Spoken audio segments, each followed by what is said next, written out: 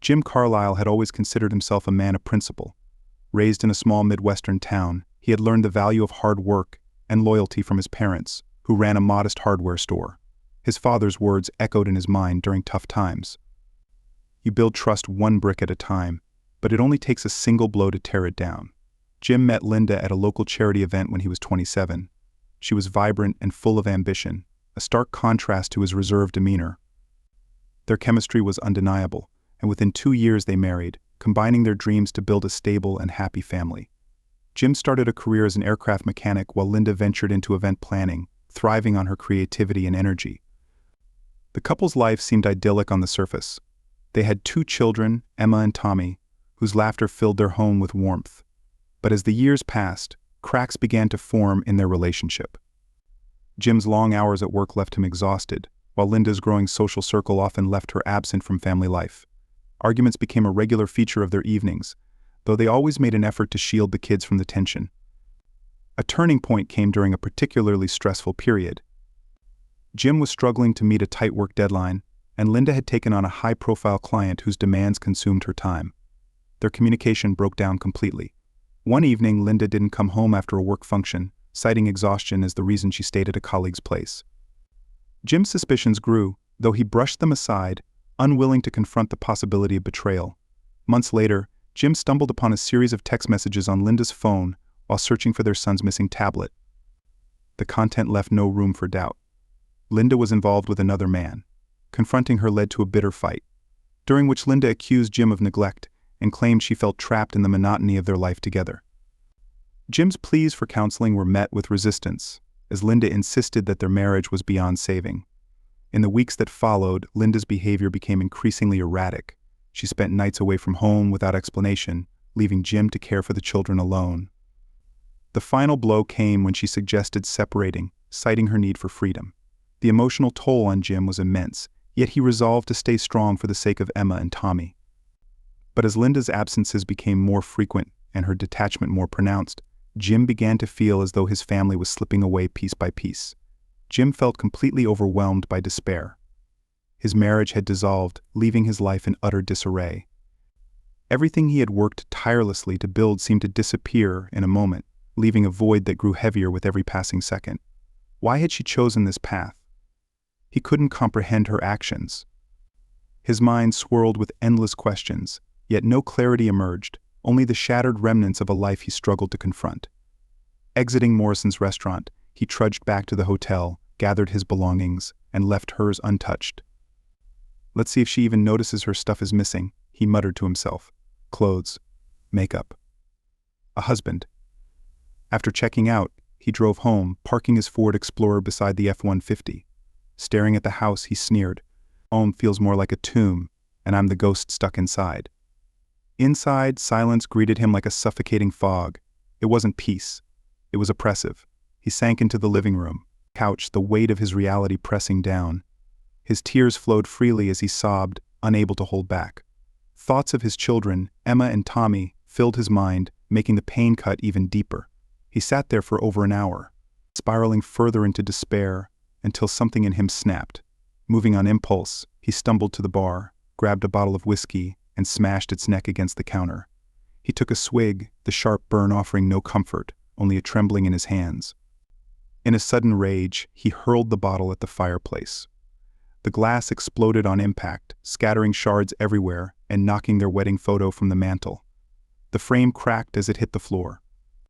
A raw, guttural scream tore from him, a sound of primal anguish. Enough, he whispered hoarsely. This ends now. Determined, he moved with a cold resolve in his office. He powered on the computer. The clock glared at him.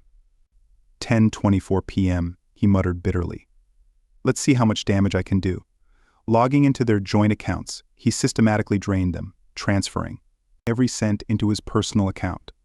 Savings, vacation funds, household budgets, everything disappeared in moments. The final total reads $17,638. $38. He stared at the number with a grim smirk.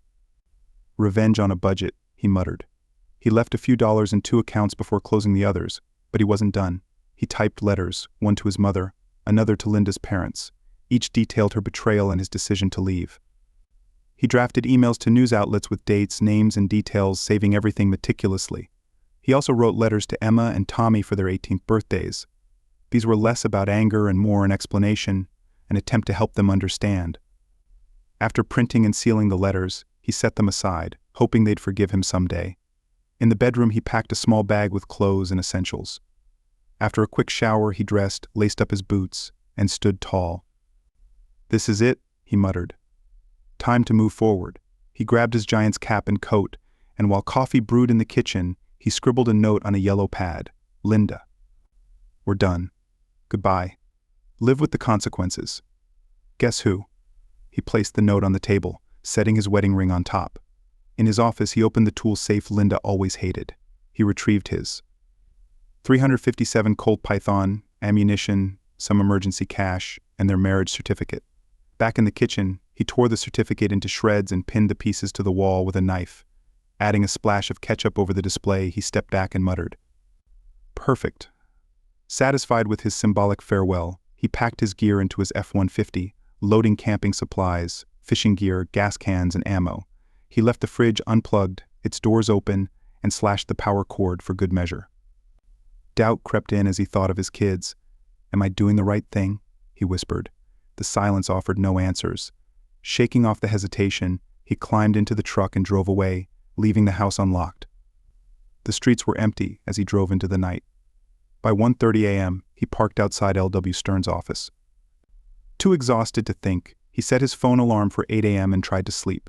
When the alarm rang, Jim stretched, sipped his cold coffee, and dialed LL.W.S number. After a few rings, the lawyer answered. His steady voice offered a small measure of comfort. "LW, it's Jim," Jim began. "I need help. Can you meet me at your office? Bring a notary. I'll explain everything then." "What's going on?" LW asked, concern creeping into his tone. "Is Linda okay?" "Not over the phone," Jim replied, his voice tense. "Just trust me." "All right," LW said after a pause. "Give me an hour and don't do anything reckless." "Thanks," Jim said before ending the call. 50 minutes later, LDW arrived in his Cadillac. Jim greeted him with a firm handshake and a thick stack of papers. Together they headed upstairs in the quiet office. LW turned on the coffee maker and motioned for Jim to sit. Jim laid everything out, recounting the events with icy precision. By the end, he wasn't crying anymore. The grief had solidified into something unyielding.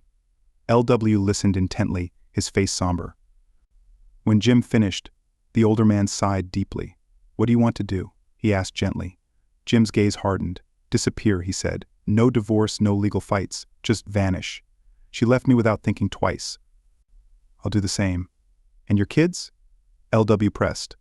"What about them?" Jim's expression darkened. "What about them? Are they even mine? She's only cared about herself.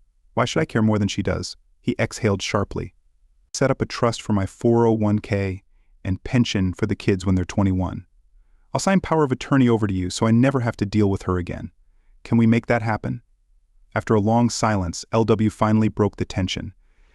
"Yes, Jim, we can do this, but you need to understand the implications.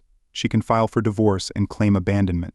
Notices might end up in the local paper, and after 2 years, the divorce would be finalized without your consent. But your kids, they'll never see you again. Your mother will be devastated. Are you sure this is the path you want to take? Have you even considered counseling?" Jim's expression answered louder than words, a mixture of defiance and cold resolve. "Counseling. For what?" he snapped bitterly. "So she can shed some tears, beg for forgiveness, and tell me it didn't mean anything. That we can move past it if I just try hard enough. No, she made her choices. Let her deal with the fallout." Leaning forward, his fists clenched, his voice quivered with barely restrained anger. "You know what I want? I want to wake up and find this was all some terrible dream, but it's not. And I won't sit in a room while some therapist lectures me about forgiveness, or reminds me to think of the children. She's the one who destroyed this family, and I'm done." LW said nothing, letting the bitterness hang heavy in the air. Jim finally exhaled sharply, his tone dropping to a chilling calm. "If my life is wrecked, hers will be too." LW sighed deeply, the weight of Jim's words evident in his weary expression. He wiped at the corners of his eyes as Jim straightened, his posture rigid. The atmosphere shifted as Penny Wilson, LW's assistant and a notary, cautiously entered the room. Picking up on the tension, she hesitated, but LW waved her in. Introductions were quick, and Penny left to gather her supplies, returning with a tablet and a cup of coffee. Together, she, LW, and Jim went through the legal documents, a separation agreement, power of attorney, and trust accounts for Jim's children with LW and Jim's mother as trustees. Every detail was painstakingly finalized and signed. When it was over, Jim handed over letters addressed to his children to be opened on their birthdays. Standing, he shook hands with both LW and Penny. "I'm sorry," Penny offered softly, her eyes filled with empathy. Jim nodded, his face unreadable. Inside he felt hollow, drained of everything but a strange, numbing emptiness. As he stepped out of LW's office, the overcast sky mirrored his mood. The heavy clouds no longer felt oppressive but strangely fitting, a somber backdrop to his unraveling life. Jim drove straight to the bank, withdrawing most of his savings and leaving only a token amount in his checking account. He filled his truck's tank and auxiliary tank at a gas station, adding 2 jerry cans of fuel for good measure. His next stop was an internet cafe where he uploaded letters addressed to his mother, her parents, and a few local news outlets with methodical precision. He canceled their shared credit cards, reporting them as stolen to prevent Linda from using them further. The rain had slowed by the time Jim left the cafe, the gray skies of March over Cicero softening just enough to suggest a sliver of change. By 2 p.m., he was driving east, his destination unknown. After 7 hours on the road, he stopped at a roadside motel, where the restless churn of his thoughts kept him awake. The next morning, after another 6 hours behind the wheel, Jim arrived in Golden Beach, MD, a quiet riverside town on the Patuxent. The off-season stillness felt like a balm for his raw nerves. Parking near a small diner called Sally's, he stepped inside. A corkboard near the entrance caught his attention. Flyers for babysitting, dog walking, used cars and rentals were pinned haphazardly. One ad stood out: studio apartment, 1 bedroom, kitchenette, shower, quiet area, no smoking or drinking, $135 per month. Cash up front, utilities and internet included. Parking for 1 car. References preferred. For the first time in days, Jim felt a flicker of hope. The simplicity of the ad suggested a clean break, a chance to start over. He pulled the paper from the board and approached the counter where a smiling older black woman in a waitress uniform stood. Her name tag read Sally. "Well, hello there," she greeted warmly. "What can I get you?" Jim held up the flyer. "This still available." Sally didn't look at the paper. Instead, she studied him with sharp but kind eyes. "Looking for a place to stay. What about work?" Jim hesitated. "Both, I guess." With a knowing nod, Sally pulled out her phone and dialed. After 2 rings, someone picked up. "Hey," she said, glancing at Jim. "I've got someone here you should meet. Looks respectable enough." "Yeah, come by." She hung up and chuckled. "Don't worry, they're good people." "Hungry? You've got time for a bite?" "Sure," Jim replied. "Roast beef sandwich, salad with ranch and sweet tea." "Coming right up," she said, disappearing into the kitchen. The food was better than expected.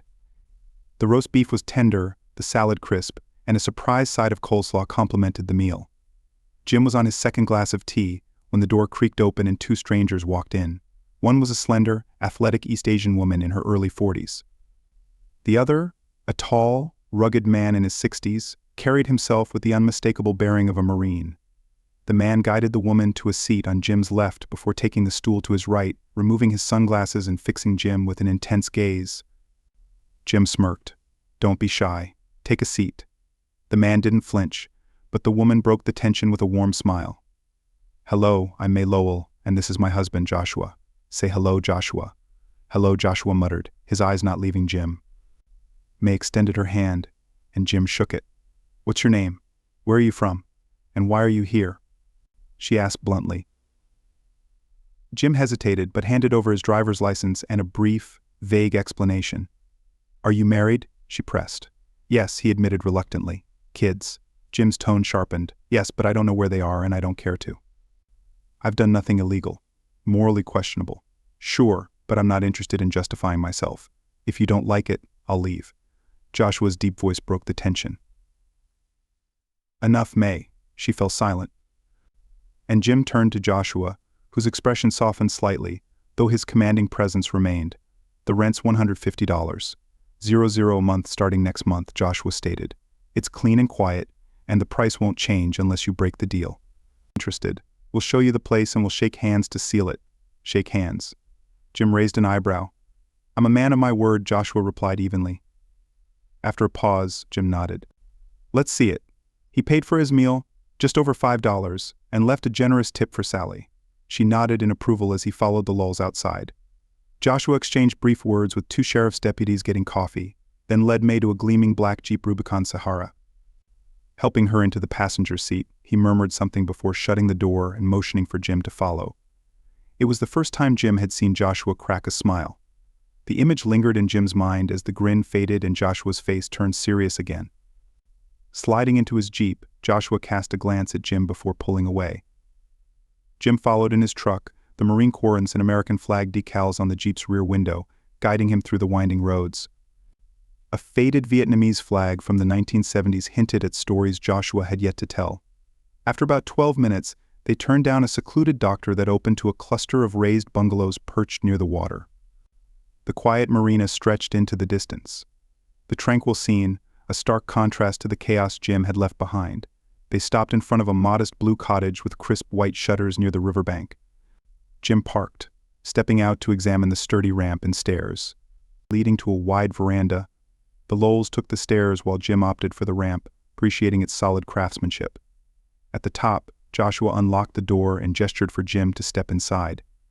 The interior radiated simplicity and calm. For the first time in what felt like forever, Jim felt a small flicker of hope. A narrow hallway led into the home. On one side was a small but functional kitchen, on the other a bathroom with a shower. At the end of the hall, a bedroom overlooked the river, while a cozy living room offered views of the wooded hills. Shuttered windows opened to a wraparound veranda that made the modest home feel larger. A ceiling fan turned lazily in both the living room and bedroom, and a freestanding wood stove in the corner provided the only source of heat. Though minimal, the space was insulated well, and the low ceilings made it feel snug. At roughly 1,200 square feet, it felt like the perfect retreat. Not for me, Jim thought grimly, forcing himself to refocus. I'll take it, he said, turning to Joshua. Joshua raised a hand, stopping him. Not so fast. How are you paying? Do you have a job? Not yet. What do you have available? Jim countered. Joshua studied him, his sharp gaze piercing.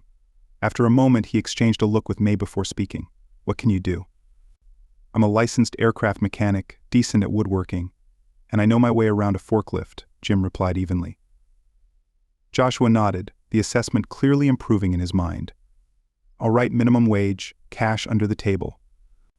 You'll work at the Hideaway Marina, wear a branded t-shirt, and pair it with jeans. Occasionally, local churches or charities might need an extra hand. They'll pay cash, too. But let me be clear. If you exploit anyone's generosity, you're out. Got it? Jim smirked faintly. Understood, boss. Joshua extended a hand. Be at the Marina restaurant at sunrise.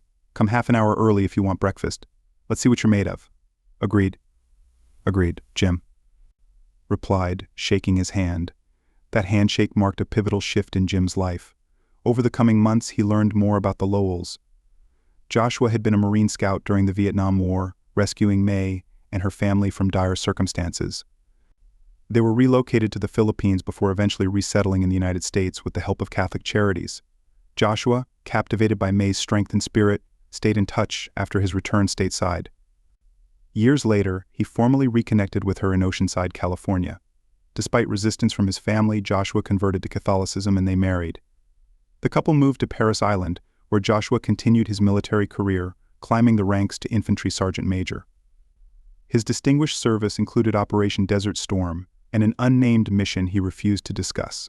Together, they raised 4 children, all of whom pursued military careers. Their daughter, a Naval Academy graduate, later became a lawyer and began dating a Baltimore pediatrician. For Jim, life with the Lowells provided stability. He adapted to the mild Maryland climate and honed his woodworking and mechanical skills while keeping his aircraft mechanic license active. Over time, he became a fixture in the community and earned Joshua's respect. Eventually, he secured a formal job at the marina, earning nearly $20.00 an hour, and began to feel like part of the Lowell family. Jim even started a small construction business, hiring a veteran and an ex-convict to help with renovations. Together, they built a reputation for quality craftsmanship. He grew close to the Lowell children, and by his 3rd year, felt truly integrated into their lives. Still, the scars of his past lingered. Sharing his story with the Lowells brought understanding but no closure. May was aghast when she heard about Linda. How could someone do that to their own kids? She exclaimed, catching herself quickly. I'm sorry, Jim. That was insensitive. Jim's face darkened. I care about my kids, May, but I can't even be sure they're mine. Believing that would mean trusting her. May offered a gentle smile.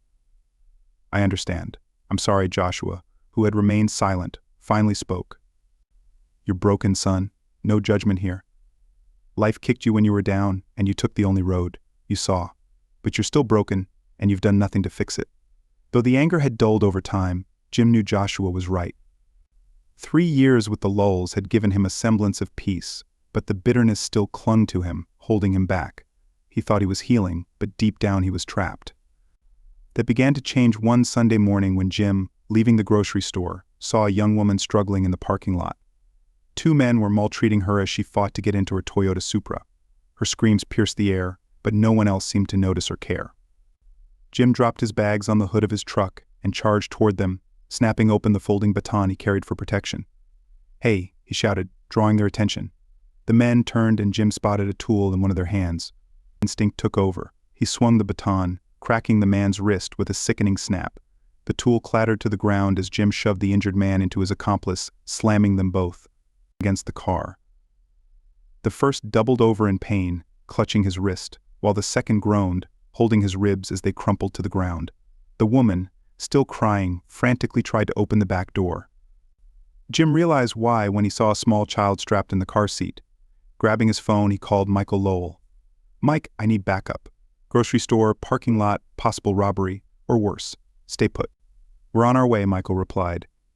Jim secured the scene, keeping the men on the ground until help arrived.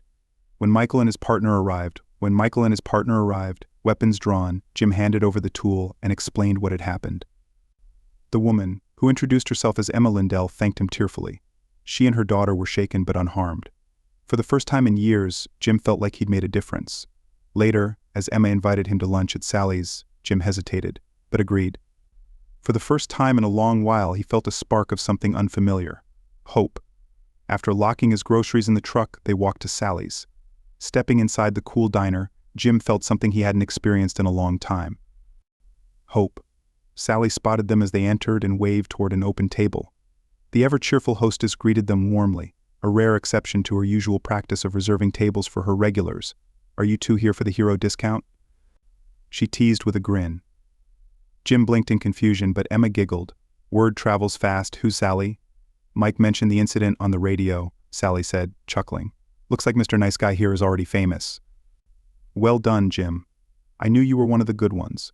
Jim felt a wave of embarrassment as Sally continued to enjoy herself at his expense. Small-town life, he realized, came with its own brand of fame. 2 older men entered the diner, greeting Sally before noticing Jim and Emma. One removed his Vietnam veteran cap and approached. Good job, young man, he said, extending his hand. It's good to see someone step up. Heard one of them had a tool. Jim shook the man's hand, taken aback by the warm reception. The second man added. Joshua always had a good eye for character. He shook Jim's hand briefly, nodded to Emma and Linda, and headed to the counter. Sally beamed, clearly pleased. Looks like you're the talk of the town, she said. This place just became the official home of our newest hero. Emma laughed. Sally, can we just get dinner before his head inflates? Sally recommended the Tuesday special. Grilled chicken, fries, spinach, and a side salad. Jim nodded, and Emma added an order for mac and cheese and chicken nuggets for Linda, who smiled faintly before retreating to her quiet observation of Jim. As Sally headed to the kitchen, Emma turned to Jim. Did you know Camille and her sister-in-law were trying to set us up? Apparently they think you need saving. Jim raised an eyebrow. Saving. They thought meeting me might help with your recovery, Emma said. Not that I'm looking for romance. My focus is my daughter, but I guess fate had other ideas. She smiled and shifted gears. So, Mr. Carlisle. Let me tell you about myself. I'm 29, divorced for 3 years. My ex-husband was abusive, went to prison and passed away last year. My sister handled the divorce. It was one of her first cases. Emma's voice softened as she glanced at Linda, clearly mindful of her words. I'm a licensed accountant specializing in estate planning and investments. I co-own a firm with my best friend and a notary secretary, and business has been great." Her tone changed, breaking as she added, "But today, those men, it was terrifying." Her composure crumbled and tears spilled down her cheeks as the reality of the ordeal hit her. Without hesitation, Jim moved to her side, crouched beside her chair, and embraced her. The act felt natural. Linda began to cry too, and Jim gently pulled her into the hug. For the first time in years, he felt a sense of connection and normalcy. It was both comforting and terrifying. Sally returned, her usual smile replaced with concern. Silently, she set iced tea and apple juice on the table. Jim tried to explain, but Emma interrupted between sobs. "It's just everything hitting me at once." Sally nodded knowingly and walked away. As Jim returned to his seat, Sally's usual grin reappeared and she winked at him. Jim straightened his shirt, took a sip of tea, and finally spoke. "Emma, I need to explain something. When you introduced yourself and Linda, I froze. Your names are the same as my ex-wife's and daughter's, just reversed. It threw me off." Emma nodded, encouraging him to continue. Jim took a deep breath and shared his story, recounting the betrayal, his departure, and the years of pain that followed. He avoided the harshest details but didn't shy away from the truth. "I'm not proud of how I handled things," he admitted, "but at the time I didn't see another option. Talking about it now, though, it feels like a weight is lifting." "I know it sounds cliché, but it's true." Emma listened intently, her expression shifting as she processed his words. Finally, she placed a hand on his. "Jim, I'm sorry for everything you've been through, but you need to heal. Trust me, I've been there. It's not easy, but it's possible." Dinner arrived and they ate while talking casually about life in Golden Beach. Emma explained she'd lived there for 4 years, moving after her husband's arrest. Linda, now 5, had grown up in the town. As the meal ended, Emma gathered her things and extended her hand to Jim. "Thank you again for everything," she said warmly. Her handshake lingered slightly longer than necessary, leaving Jim with a feeling he couldn't quite name. Emma smiled as she left with Linda, walking out the door. Jim stood for a moment, then sat back down, realizing with a chuckle that she had left him the bill. "This little trickster," he muttered, amused. Sally approached, holding the receipt. "Don't ruin it, sweetheart," she teased. "She's a keeper worth the wait." Jim paid the bill and left the diner, feeling something he hadn't in years. Genuine satisfaction. It was a faint but undeniable spark of something close to happiness. Weeks turned into months, and Jim crossed paths with Emma often. They even shared a few outings for ice cream with Linda. Slowly, Jim began to feel more like himself again. One Thursday morning, Jim learned about a BBP at the Lowell's home the following evening and was invited to join. Grateful, he decided to take Saturday off, anticipating a long night of food, drink, and conversation. On Friday, Jim stuck to his usual routine: breakfast at the marina restaurant, launching and servicing boats, and wrapping up work by late afternoon. After heading home to clean up, he put on a fresh t-shirt and jeans and drove to the Lowell's house. A sprawling log-style ranch with a wraparound deck, patio, pool, jacuzzi, and smoking BBQ pits. Mike greeted him warmly with a quick hug and kiss on the cheek before ushering him into the lively gathering. Children ran around while family and friends mingled. Before long, Jim found himself face-to-face with May Angelina, the youngest Lowell child. Angie, as everyone called her, was a sharp and well-regarded attorney, a former Marine Corps officer, and the subject of family hopes that her relationship with a young doctor would turn serious. Despite her social clout, she directed her full attention to Jim. "Jim," she began, her tone direct but kind. "How are you doing? I haven't seen much of you over the past 3 years, but what I know and have observed leaves a good impression. That said, someone is very interested in you. Can we talk?" Surprised, Jim agreed hesitantly. "Where?" "Now, if you're free," she said, taking his hand. Before he could respond, Mike and Camille joined them, grinning as if in on a joke. They led Jim to a shaded table beneath a large tree, offering warm handshakes and a round of drinks. Budweiser for Jim and Mike, white wine for the women. Mike handed Jim a beer. "You might need this, but pace yourself." Jim nodded, taking a sip as Angie leaned forward, her expression serious. "About a year and a half ago, I was given an assignment," she began. Jim wasn't surprised. Angie's Marine background and connection to her father suggested who might have orchestrated this. His suspicions grew as he glanced at Joshua, deep in conversation with other guests, his gaze briefly flicking toward Emma before returning to the group. "I've been in contact with L.W. Stearns, Angie continued. Don't worry, he didn't disclose anything you hadn't already shared, but he confirmed your story and filled in a few gaps. She paused, her tone softening. I'm the only one who knows all the details so far, not even my parents. At that moment, her boyfriend Robert approached, planning a kiss on her head. Everything okay? He asked. Yes, dear. I'll fill you in later, she replied warmly, sending him back to the party with a smile. Turning back to Jim, she said. Now, here's the truth. After you left, Linda thought you'd cool off and come back, but when she found the house, she panicked, thinking you might have injured yourself. She called emergency. Police arrived to find her hysterical. When they entered the house, they discovered the chaos and scolded her for wasting their time. Angie took a sip of wine, her voice steady. Her parents arrived and were furious at her recklessness and at you for disappearing. Meanwhile, the messages and emails you sent went viral, humiliating Linda. She delayed filing for divorce, spent the money you left, and drowned in debt. Nearly 2 years passed before the divorce was finalized. You've been legally free for 6 months. Jim sat silently, processing the cascade of revelations. Angie continued.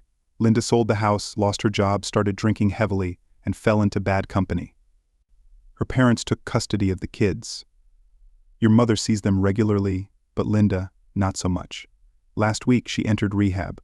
Her parents are exhausted, her mother's health is failing, and her father's stress is through the roof.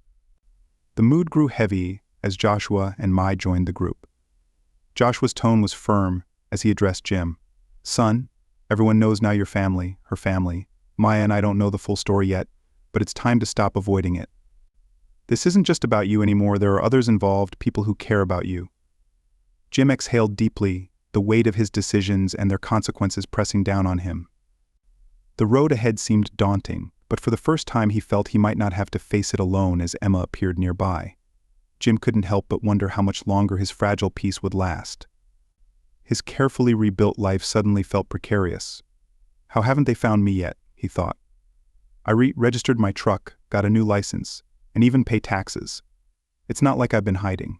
Mike shifted uncomfortably. Well, I might have helped with that, he admitted, blushing. When you updated your registration and license, I pulled a few strings at the DMV. Your paperwork got lost, and any searches just didn't get reviewed. He looked at the ground, clearly embarrassed. My Angelina sighed softly. LW filed your taxes for the first 2 years, so you owe him for that. Last year you did it yourself, and it was fine. Honestly, no one's looking for you, except maybe your mom. She's worried and angry at everyone, everything, but not herself. She doesn't seem to take any responsibility for what's happened. Sorry, Jim, but that's just the truth. Emma stepped closer, resting her hand on Jim's shoulder. Her gray eyes met his, and he managed a small smile. A surge of emotions ran through him. Not fear, but the realization that he was free and surrounded by people who genuinely cared. I've grown up, he thought. It's time to stop running. Joshua's firm voice interrupted his thoughts. Son, the time for running is over. Jim nodded. You're right, sir. No more running. It's time to move forward. He turned to Emma. Do you think someone could watch Linda while we take a walk? Emma glanced at the group. Camille immediately stood. I've got her. Take your time. Emma smiled gratefully, then took Jim's hand and led him away. Mai hugged Jim briefly before sitting back down to debrief her parents on the conversation that had just unfolded. Emma and Jim followed a narrow path leading away from the house, the forest closing in around them 15 minutes later. They arrived at a fallen tree by the riverbank, a secluded spot to sit and talk. Emma smoothed her dress and sat gracefully, motioning for Jim to join her. Come on, she said, patting the tree trunk. Jim hesitated before sitting beside her, his eyes darting around, nervously.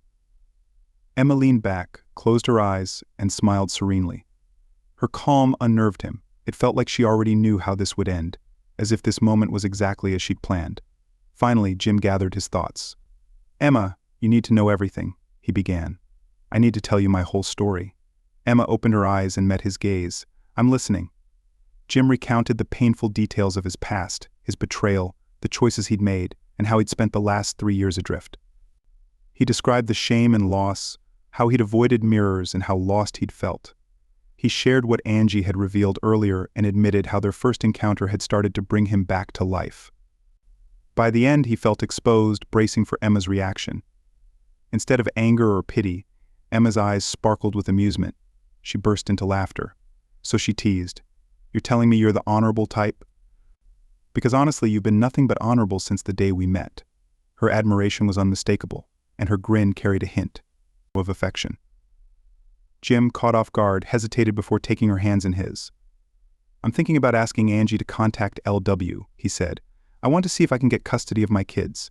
Linda's in rehab, unemployed, and her parents are raising the children. I don't know where I stand legally, but I can't imagine it's worse than her position," he continued. "I want to bring my kids here to my life now. My mom deserves time with her grandchildren too. But first I need to build a house big enough for everyone." Emma blinked, clearly surprised. "You want to do all of that?" she asked softly. "And, do you have feelings for me?" Jim smiled. "Yeah, I think I do. I care about you and Linda, and I think you could be part of this family I want to rebuild." Emma's grin widened. "So you're saying you love me, or that you could?" "I think it's possible," Jim admitted.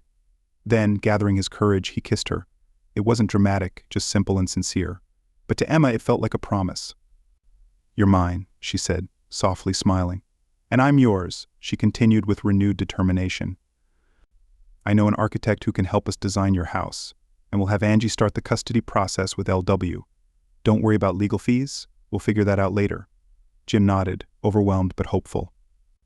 Without another word, he pulled her into a hug, their laughter mingling with the rustling leaves. 45 minutes later they returned to the party, brushing off leaves and grass. Emma's cheeks were flushed, and Jim's grin was wider than it had been in years. Over the next few days, plans began to take shape. Angie contacted LW to start the custody case. Jim met with Joshua to discuss purchasing land and designing a house with space for his children and an addition for his mother. He even offered his current home to Linda's parents if they wanted to stay close. For the first time in years, Jim felt like his life had direction. With Emma by his side, he was ready to face the future. Emma accompanied Jim to meet the architect, where they discussed their plans. The architect provided insightful suggestions and estimates, which pleasantly surprised Jim with their affordability. The following Monday, Jim applied for a construction loan while Angie reached out to LW and one of his associates to outline the custody case. LW advised that Jim would likely need to return to Illinois for the court proceedings. With nearly 4 weeks of accrued vacation, Joshua assured him, "Take as much time as you need. Family comes first." Meanwhile, Angie crafted a strategic twist for the case. Collaborating with LW through video calls and emails, Jim and Emma's relationship continued to deepen, though Jim remained cautious. In contrast, 5-year-old Linda showed no such restraint, clinging to Jim's hand, laughing more freely, and demanding goodnight hugs and kisses. Her boldness peaked one day when she asked, "When are you going to marry my mom? I'm getting old and I need a dad." Jim couldn't help but laugh at her precociousness. When the court case began, it went smoother than Jim had feared. Though some of his actions raised moral questions, they weren't illegal. Linda's parents supported his plans, and Jim sweetened the deal by offering to let them live with him and the children. Angie and LW delivered the news, explaining Jim believed they wouldn't want to speak with him directly. To Jim's surprise, his former in-laws were eager to reconcile, expressing regret and support. In the meantime, Jim's life continued to improve. His small construction business thrived, and his home was rapidly taking shape. Within weeks, the foundation, floors, and roof were completed, and by the second month, the house stood finished. Emma, Linda, Mai, Angelina, Camille, and even Sally helped decorate, turning it into a welcoming home. When Jim received notice of the court date, Linda had just completed rehab and was struggling to rebuild her life. LW began selling her house to avoid foreclosure. Jim packed his truck, said heartfelt goodbyes to Emma and his newfound family, and drove to Cicero. Angie promised to join him for the trial. Returning to his hometown felt surreal. His old house was in disrepair. Overgrown grass, a dented garage door, and boarded-up windows spoke of neglect. Jim bypassed it, heading instead to his mother's apartment. She met him at the door with tears streaming down her face, hugging him fiercely. "I'm sorry, Mom," he whispered. Her radiant smile melted away his guilt. She pulled him inside, carried his bags to the guest room, and returned with coffee. "LW will be here soon," she said. "For now, I just want to look at you." 2 hours later, LW arrived with Penny Wilson. After introductions, they discussed the case. Angie would arrive Friday, and the trial was set for Monday. LW described the judge as strict but fair, emphasizing the need for a solid argument. He doesn't tolerate betrayal, but also frowns on fathers who abandon their families, LW warned. On Friday, Jim picked Angie up from the airport. She greeted him warmly, bringing much-needed levity. During the ride back, she updated him on her research and support from her fiancé, Robert Taylor. The next day, the legal team gathered to finalize their strategy. Angie's research added confidence, but Jim couldn't shake the feeling something was being withheld. LW reassured him, "You're just nervous." Everything is fine. Monday morning was crisp and clear as Jim arrived at the courthouse. LW, Angie, and Penny were waiting outside courtroom 319. As they exchanged greetings, the elevator doors opened and Linda stepped out with her lawyers. Dee and Jane accompanied her. Linda's once beautiful face was now pale and gaunt, her features weathered by time and hardship. She spotted Jim but was restrained by her companions. Angie whispered, "She looks rough." Jim's reply was sharp. "Pity," who moments later, the elevator opened again, revealing Jim's mother and Linda's parents. His mother hugged him tightly, followed by Linda's mom, whose warmth surprised him. Then Linda's father extended his hand. Jim hesitated before shaking it, blurting, "Linda just went in." Linda's father smiled, "We're here for you, son. She had her chance. Now it's your turn. Just be polite." Overwhelmed, Jim pulled the older man into a bear hug. "Thank you, Dad." Together, Jim and his group entered the courtroom. He took his place at the plaintiff's table with Linda's parents and his mother seated behind him. A few other spectators, including two bored-looking reporters, dotted the gallery. Linda and her legal team sat at the defense table, occasionally casting glances toward Jim's side. At 905, the bailiff called the court to order. "All rise for the Honorable Thomas Kincaid, Family Court Judge. The court is now in session." Case 213, James R. Carlisle v. Linda Kramer for custody of two minor children, Emma Louise Carlisle, age 12, and Thomas James Carlisle, age 9. Issues of child and spousal support are also on the table. Please be seated. Judge Kincaid took his seat, rapped his gavel once, and addressed the room. "Are all interested parties present?" Linda's lawyer stood. "Linda Kramer, defendant, Your Honor." John Schultz, representing Ms. Kramer. Louis W. Stearns for plaintiff James Carlisle, Your Honor, LW responded confidently. The judge glanced at his notes. "This appears to be a custody case involving two minor children and permission for an out-of-state move." "Ms. Kramer, is that accurate?" Linda stood. "Yes, Your Honor. My ex-husband thinks I'm unfit and wants to take my children away." The judge's expression grew stern. "And you two are divorced, correct?" "Yes, Your Honor," Linda confirmed. "May I ask why you divorced?" Jim tensed, ready to respond, but LW placed a firm hand on his arm. "Not yet," he whispered. Linda's voice quivered as she began. "We had been out dancing at Morrison's. It was a difficult month, and we were trying to celebrate. Jem and I argued, and he objection." LW interjected sharply, rising from his seat. The judge frowned. "On what grounds?" "Ms. Kramer's statement is misleading, Your Honor," LW replied evenly. Schultz stood, his tone defensive. "Your Honor, this is unnecessary. These details have no bearing on the case." The judge deliberated for a moment. Objection sustained. "However, Ms. Kramer hasn't been sworn in yet, so we'll proceed cautiously." "Ms. Kramer, let's get to the facts. What really happened that night?"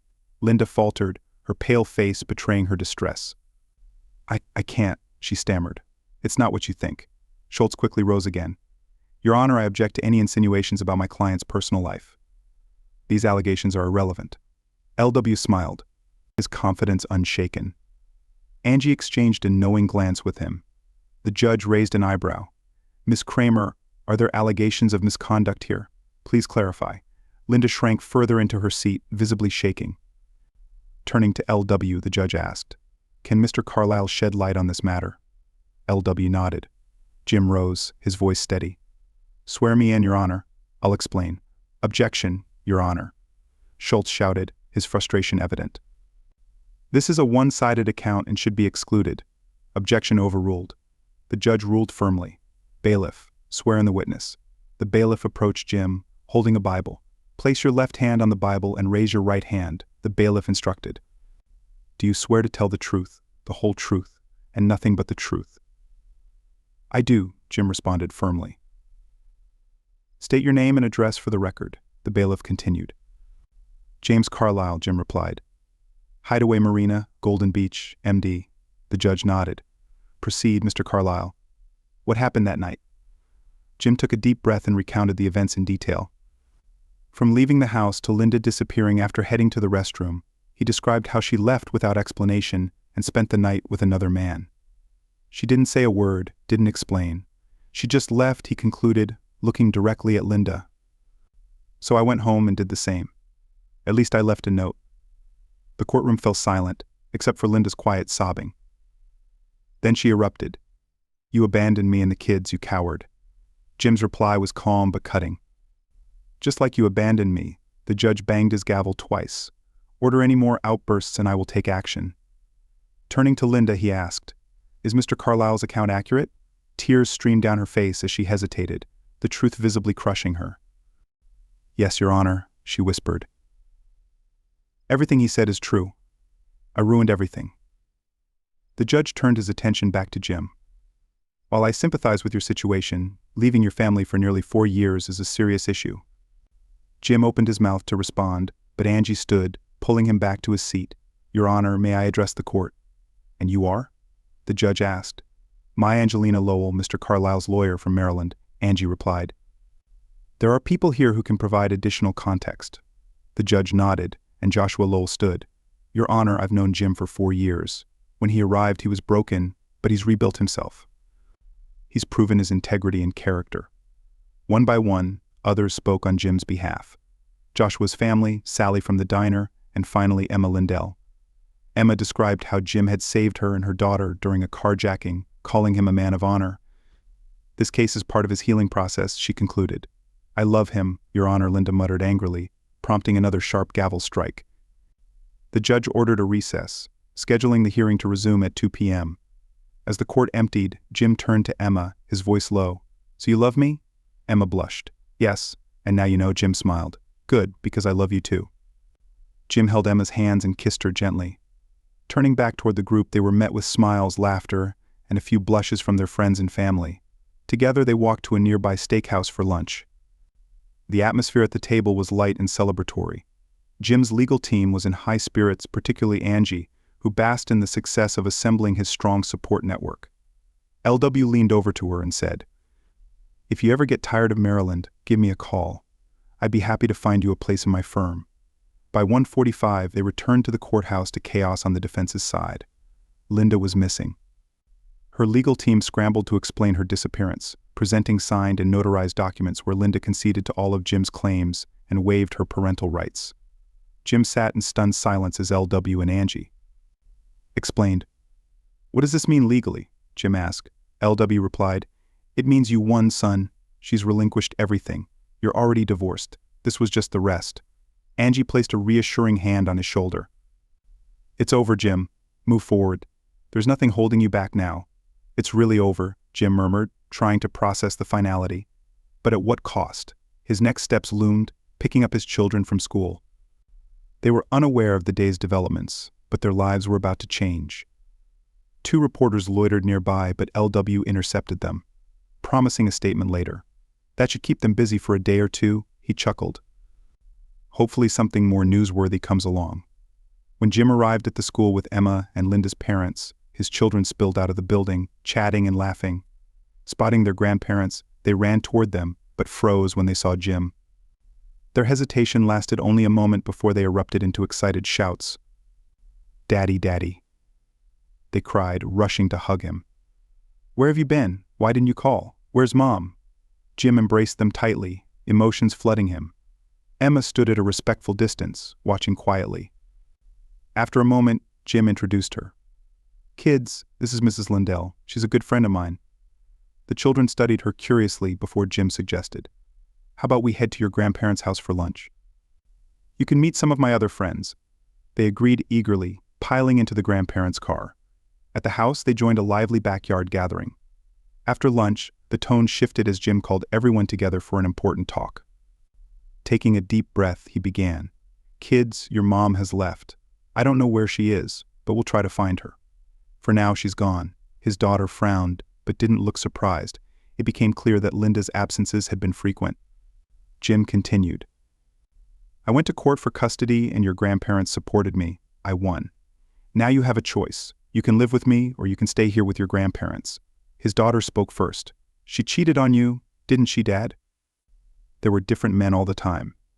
It was gross, Tommy added bluntly. Mark was the worst. The heavy silence was broken only by Emma, stepping closer to Jim and squeezing his hand. Tommy looked at her and asked, "Is she your friend?" Jim hesitated, his cheeks flushing. "Yes, she is." Emma stumbled slightly, bumping into him, which made little Emma giggle. "Oh yeah, she's definitely his friend," she teased. The conversation lightened as little Emma introduced herself. "My name's Emma, too."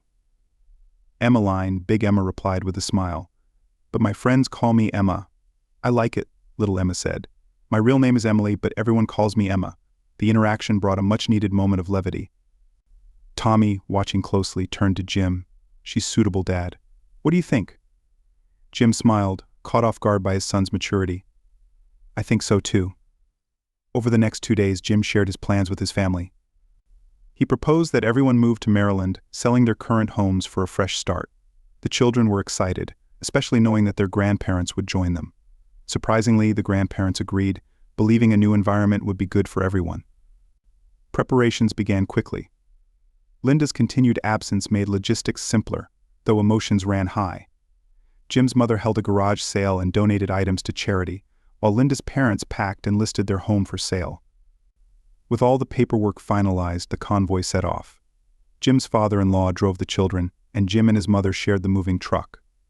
After 3 days of travel, they arrived in Golden Beach. The kids explored their new home, thrilled to pick out bedrooms while the grandparents admired their nearby house. Maya and Camille welcomed them warmly, handing over the keys and giving a tour. As everyone settled in, Jim returned home to find Emma chatting with the children. His daughter greeted him with a playful glare. "So do I get a sister along with a new mom?" Jim blinked, caught off guard. "Maybe." "Did I forget to mention that?" She laughed and hugged him. "Thanks, Dad," Tommy added dryly. "Now I see why we needed so many bedrooms." In mid-August, Jim and Emma married in a small ceremony. Their honeymoon in New Orleans was simple and sweet, filled with quiet moments and good food. They returned to Golden Beach, ready to embrace their new life. Linda remained missing, but Jim's life was moving forward. With the love and support of his new family, Jim had rebuilt the life he thought he'd lost. Was he happy? Yes. Had he made the right choices? Maybe. But he was grateful. And for Jim, that was enough.